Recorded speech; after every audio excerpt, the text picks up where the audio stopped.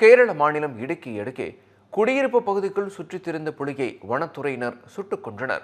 பொதுமக்களுக்கு அச்சுறுத்தலாக விளங்கி வந்த புலியை கூண்டு வைத்து பிடிக்க வனத்துறையினர் முயன்றனர். ஆனால் தேயிலை தோட்டம் அருகே வைக்கப்பட்ட கூண்டில் சிக்காமல் புலி போக்கு காட்டி வந்தது. மேலும் வண்டிப்பெரியார் அருகே உள்ள அரணக்கல்லில் பசு மற்றும் நாயை புலி வேட்டையாடியது. இதனையடுத்து அங்கு சென்ற வனத்துறையினர் புலிக்கு மயக்க ஊசி செலுத்தினர். மயங்கிய புலியை கூண்டில் அடைத்து தேக்கடைக்கு கொண்டு செல்ல முயன்ற போது புலி திடீரென வனத்துறையினரை நோக்கி ஆக்ரோஷமாக பாய்ந்தது. இதனால் வனத்துறையினர் புலியை சுட்டுக் கொன்றனர்.